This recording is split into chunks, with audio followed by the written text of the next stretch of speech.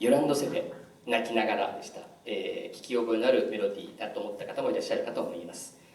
さて、ご紹介してきましたラテンアメリカの歴史とともに、アンデス地方の民族音楽もさまざまな要素が混ざってきたことをご紹介しておりますけれども、20世紀に入ってからアンデスの民族音楽は見直されていくことになります。コロンブスのアメリカ発見より300年以上、スペインをはじめヨーロッパを心のふるさととしていた南米諸国でしたが、1800年代に相次いで独立を果たしたことにより、ヨーロッパだけではない自分たちのルーツを探す動きが高まっていきました。その中で先住民の文化が見直されていったのです。音楽においても同様で、ペルーの作曲家ログレスは1913年に作曲したオペラの中にアンデスの伝統的なメロディーを使いました。その時に使ったメロディーが有名な「コンドルは飛んでいく」の旋律であったということです。また第二次大戦後にはいわゆる私たちが今やっているようなグループのスタイルが確立し、アンデス地域の各国により温度差はあるものの、現在ではポップスとしてまた演歌民謡として広く地域の人々に愛される音楽となっています。それでは続いて「ワイアイアイ」という曲を演奏したいと思います。征服された民族が自分たちの言葉を使うことを禁じられたという伝承をモチーフに、ふるさとへの思いを「ワイアイアイ」という言葉で歌った曲で、発表されたボリビアだけでなく周辺のラテンアメリカ諸国でもヒットした1980年代の名曲であります。どうぞお聴きください。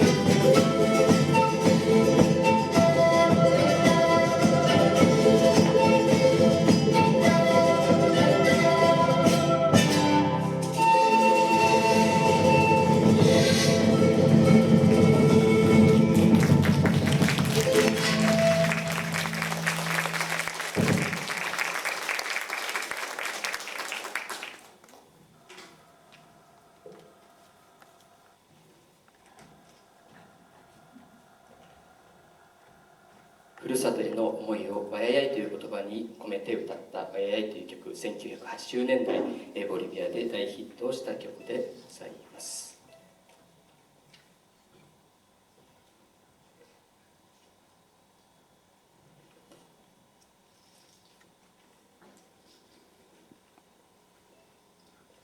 ちょっと待ってください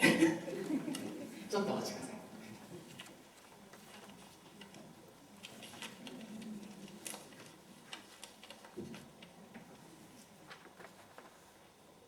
お待たせいたしました以上、フォルクローレについてその背景を音楽とともにご紹介してきましたが、今ではワールドミュージックの一つとして世界中で親しまれている分野となっています。そのきっかけの一つは1970年にサイモンとガーファンクルがカバーした「コンドルは飛んでいく」世界的にヒットした曲です。歌詞的にはですね、サイモンとガーファンクルがつけたということで、あまりラテンアメリカのフォルクローレとは直接的に関係はないようです。第1部の最後に演奏する曲はもう一つの世界的なヒット曲である「花祭り」をお送りしたいと思います。この曲、原曲はですね、アルゼンチン北部のウマワカ渓谷、こちらです。このウマワカ渓谷のお祭りを歌った「ウマワカの男」という曲ですが、シャンソンとして1950年代に世界的に親しまれ、日本でも多くの方がカバーをしています。それではお聴きください。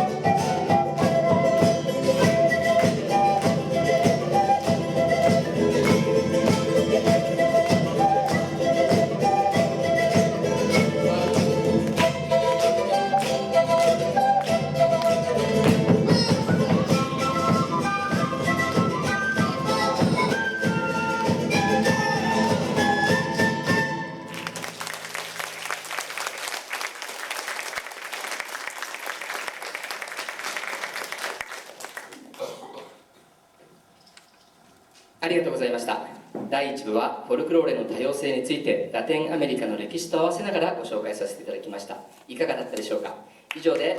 ありがとうございます。